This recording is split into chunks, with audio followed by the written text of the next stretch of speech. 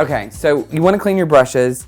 There's a couple different ways. I'm going to first use a professional brush cleaner. The benefit to the professional brush cleaner is that it dries quickly. So if you want your brushes to dry quicker, like in between classes or in between usages, then it's the way to go.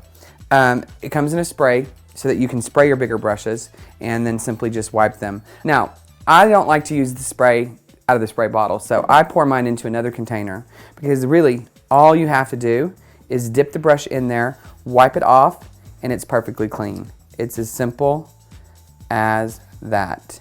And you wipe off all of the makeup on there and you leave it to dry. You can see there's makeup on there, no makeup on there. That's all there is to it. Just dip and wipe, dip and wipe, dip and wipe, and then you'll just let them dry. There's other brands out there. My preferable is the Japanese brush cleaner as far as professional brush cleaners. Be careful because some of your professional brush cleaners can have too much alcohol in them, and I prefer to have less alcohol. I'm going to show you how to shampoo the bigger brushes because that's my preferable way to clean them. So when you're cleaning bigger brushes with your blender cleanser, now you can use shampoo and conditioner, a light shampoo first and then conditioner.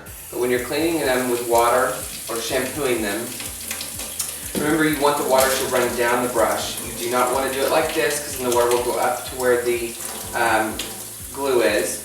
You want to make sure and get it plenty wet.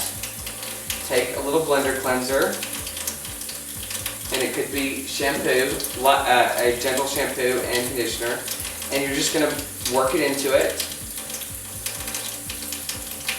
And you're going to see the blender cleanser start to turn colors. That means you're getting all that product out of there. And then simply rinse it down to rinse out the blender cleanser. And you can see all that color coming out. And don't be afraid if you think you need to do it twice. You could do it again.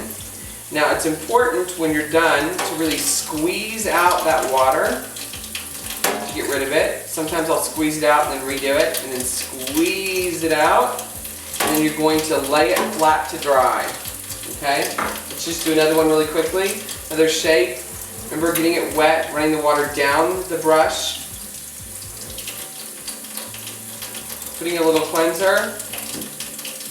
Working that cleanser into the brush. You'll see the cleanser starting to turn colors.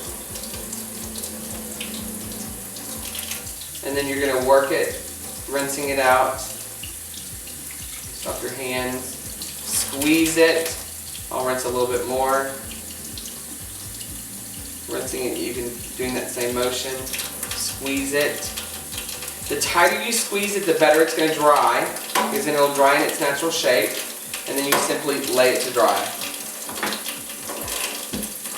It's really important to squeeze them tight, but get them in the right shape as they lay to dry. Tighter that you squeeze them together, the more tightly the bristles will dry together. How often should you clean them? Your big fluffy brushes like powder, cheek, mineral powder foundation, all those should be cleansed, please, once a week. I'll settle for twice a month. Worst case scenario, once a month. Your eye brushes, as long as you don't cross-contaminate depth level, you have a highlight brush always, a mid-tone brush always, a contour brush always, you could get away with twice a week or once a week, please twice. I would prefer after each use, but it's up to you.